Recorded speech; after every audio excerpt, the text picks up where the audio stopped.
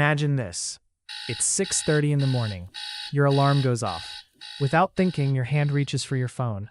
You silence the alarm. Then you notice a notification. A friend has sent you a message. Instagram has 3 new likes. TikTok has recommended new videos.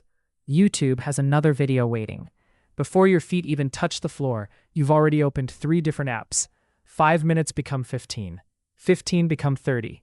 And before you've even begun your day, your mind is already filled with other people's opinions, achievements, lifestyles, and problems. Now ask yourself this question. For millions of people, that moment barely exists anymore. The smartphone has become the first thing we see in the morning and the last thing we touch before falling asleep. It sits beside our beds.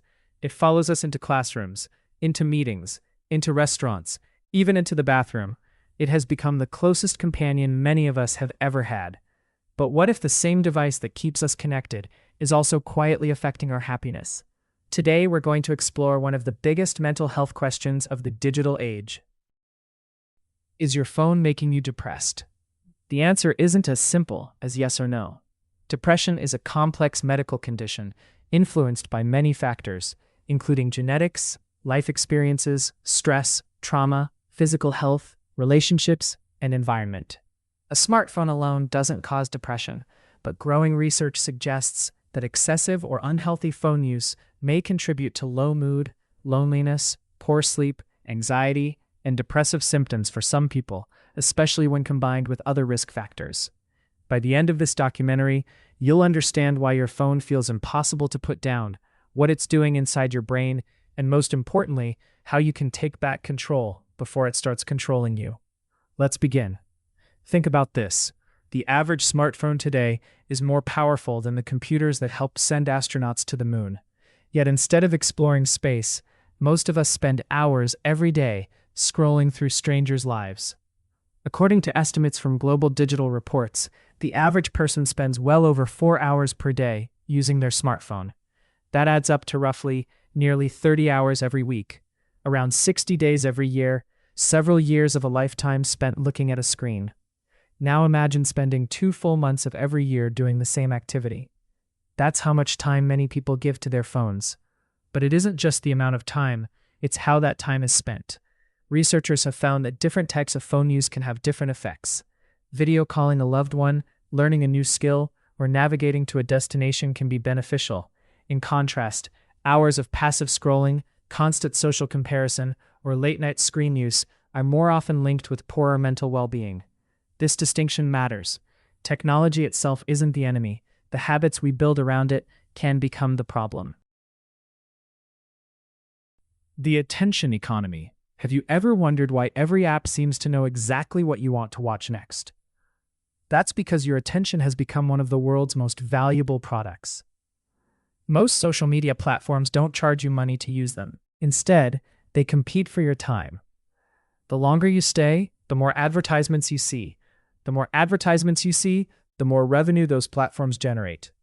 In other words, your attention has become the product. Some of the world's brightest software engineers, psychologists, designers, and data scientists work together to answer one question. How can we keep people engaged just a little longer? That doesn't necessarily mean they're trying to harm users. Their business incentives often reward higher engagement, so many features are optimized to keep people returning. Infinite scrolling, autoplay, push notifications, personalized recommendations, streaks, likes, every feature encourages you to stay, not for 5 minutes, but for as long as possible. Your brain was never built for this. To understand why phones are so difficult to put down, we first need to understand the human brain. For hundreds of thousands of years, our ancestors lived in environments where new information could be important for survival. A sudden sound, fresh footprints, a new food source, a change in the weather. Our brains evolved to pay attention to novelty. Fast forward to today. Instead of searching forests, we're searching feeds. Every swipe offers something new. A funny meme, breaking news, a celebrity scandal, a cooking video, a football highlight, a puppy, a political debate. Your brain never knows what comes next. That unpredictability is powerful. Behavioral psychologists have long observed that rewards delivered unpredictably can encourage people to repeat behaviors. Many digital platforms take advantage of this principle by delivering interesting content at irregular intervals, making it tempting to keep scrolling just one more time. So when you tell yourself, "I'll stop after one more video," your brain is working against a system designed to keep you engaged. This isn't about lacking discipline. It's about understanding that your attention is being competed for every second you're online. And the longer this cycle continues, the more it begins to shape your habits, your sleep, your relationships, and even your emotional well-being. To reduce the risks of mental health from using screens, establishing daily screen time limits helps reduce compulsive phone use and allows the brain to recover from constant digital stimulation. Creating phone-free periods, such as during meals, the first hour after waking up, or 1 hour before bedtime, encourages healthier habits, improves sleep quality, reduces anxiety, and increases opportunities for face-to-face interactions and physical activity. Over time, these habits can improve mood, concentration, and overall mental well-being.